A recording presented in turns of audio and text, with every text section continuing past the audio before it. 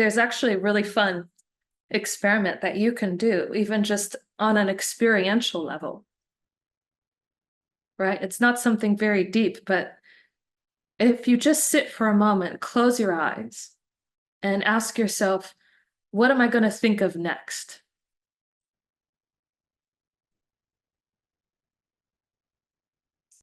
And just wait for an answer.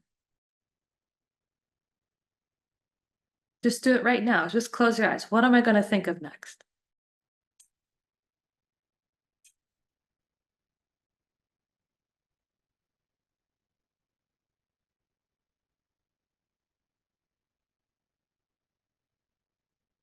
Does anything come up? No, the mind goes quiet because the mind doesn't know what to do.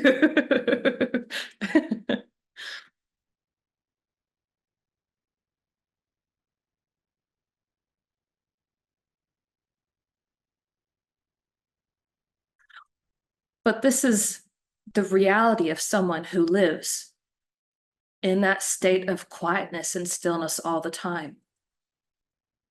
That thing that you could experience for a brief moment by confusing your own mind into stillness, right? Not a permanent solution, but something that can give you a glimpse, just an idea. I mean, that's something that you can actually attain, that you can actually live in all the time, is that complete stillness. That absence of projected thought that's always defining things and making things out to be maybe things that aren't really how they are. That puts a very specific quality or description to something that inherently has none.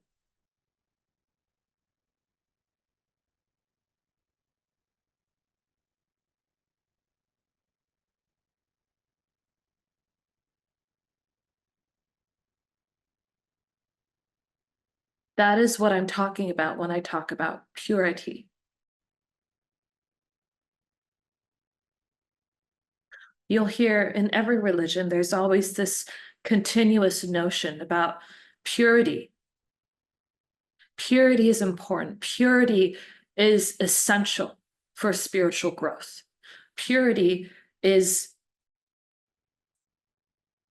your conductivity to divine grace.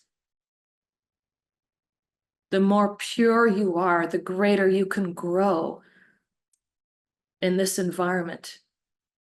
The greater you can grow in consciousness, the greater you can grow in fortune, the greater you can grow in nearly every aspect of your life. This comes from a place of purity.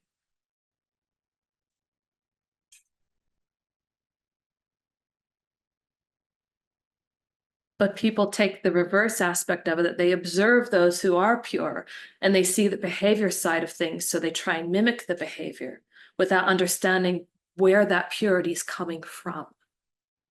What is the source of that purity? What is purity? And we can romanticize it. We can talk about it in many different ways, but ultimately what purity means, what purity is just simply consciousness without any mental modifications. That is purity.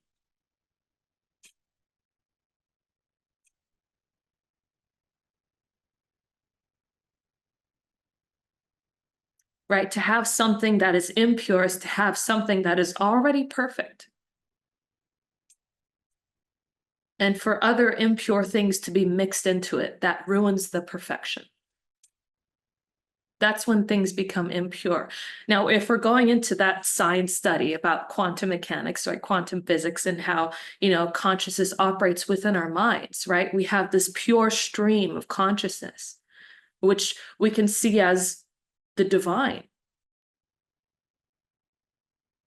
Pure divine awareness, right? I've talked about this before, is that the only thing that can really be said about God, because you can't possibly qualitatively or quantifiably define God in any remote capacity. But what we could possibly say about God is that God is infinite awareness. God is infinite and eternal. And it is that same infinite awareness that sustains our beings, that gives us consciousness, that gives us experience. But it is those mental modifications, right, which we can describe it in many different ways. We can talk about it in terms of karma. We can talk about it in terms of past lives and experiences, right? We could talk about it in terms of, higher levels of consciousness and lower levels of consciousness. We can talk about it in the terms of ego. But ultimately, there is a structure that takes something that is whole, complete, pure, and perfect, collapses it into one reality where things become finite and separate, individualistic, and take on certain qualities and quantities that have reduced its perfection, that have reduced its wholeness into something much smaller. And in doing so, it has reduced its potency and even more so, reduced its purity. Or better to say, right, it's that impurity that clouds that purity. Like that diamond that I talk about with that ice that covers it. Because definitely our individual consciousness is not strong enough to have any impact on that pure divine awareness, on that pure divine consciousness. So we can't make it impure. We can't possibly alter it in any level of our capacity to do anything. We can't affect it at all in any way, which should be kind of relieving to know that we can't screw it up that badly. But what can happen is it infects our own consciousness and our own conscious experience of life. Meaning there is less of that potency because there's less of that purity. We carry less power with us. We carry less actionable ability. We carry less of that catalyst that can make things happen.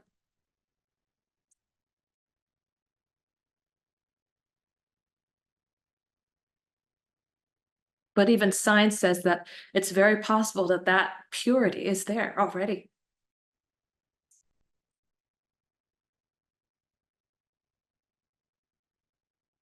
I've said this before, it's not like God is not with you. It's not like God is absent from your life because you can't feel God and you can't experience that grace in your life.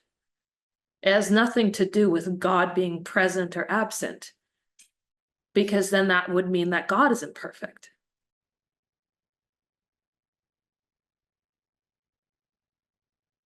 How can God have less of God or more of God? These are finite experiences. These are finite definitions, qualities, and quantities. These are finite attributes that we assign God.